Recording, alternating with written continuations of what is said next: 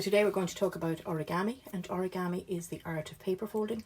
So it's about taking a sheet of paper, something like this, and folding it in such a way that you make something. So if I just leave that sheet of paper there, you can see that I've just made a little frog here from a sheet of paper of that size. So we start off with a 7.5 centimeter square and we get a little frog.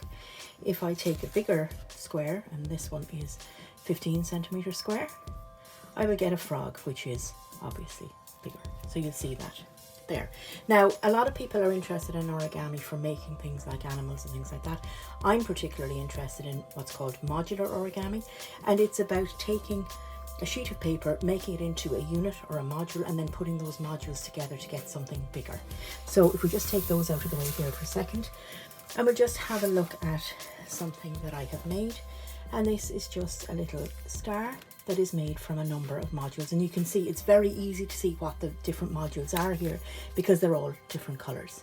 So I've got 16 different modules in this particular piece, and each of the modules, now it looks pretty impressive when you put it together, but actually each of the modules itself is quite straightforward. So this is one of the modules to make this piece, and as I said, there's 16 of them in this particular case. So you can use modular origami techniques to create lots of different things. So I've got a star here, I've got two different types of stars here. So again, if I look at this one, so this is made out of 8 different units, and I'm using 2 different colors here, and I've got 4 modules from each of them. But actually, if we look at this star here, it's exactly the same as the one here, even though it looks quite different, but I've just used different paper. So if you look at this small one, I'm using what's called single-sided paper, so the color of the paper is the same on both sides.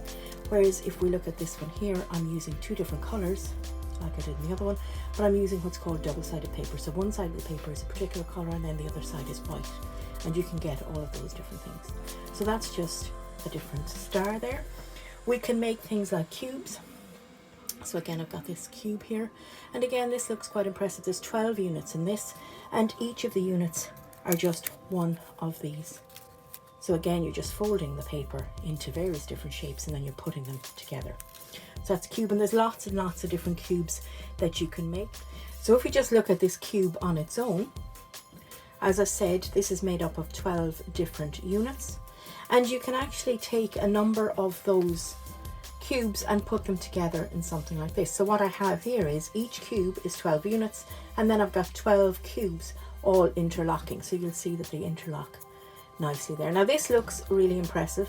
It was tricky, but actually once you put the cubes together, it's just, there's a little bit of trickiness involved in interlocking them, and that just comes with practice and with, I suppose, confidence as well to do it. But you can actually get quite, I suppose, ambitious in what you do when you're looking at using origami, modular origami particularly. So next I want to talk to you about just a number of little wreaths that I've made here. So this is one. I've got a second one here, and I've got another one here. Now the 2 top ones here are actually exactly the same. I've just used different paper, so I've used different sized paper, but also the one here on the left is different pattern, and I've used a number of different colors here, whereas I've kept it to just 3 colors on the one on the right here.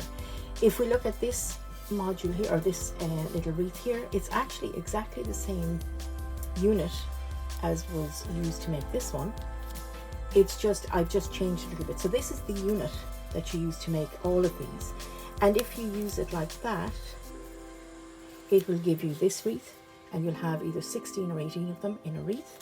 But if you turn it the other way, so it's exactly the same piece, if you turn it the other way, it becomes this one here. So again, it's just, you can reuse different units in different things, and you can make different things from them. So it's just, I suppose, about learning the techniques of modular origami and actually putting those techniques to use.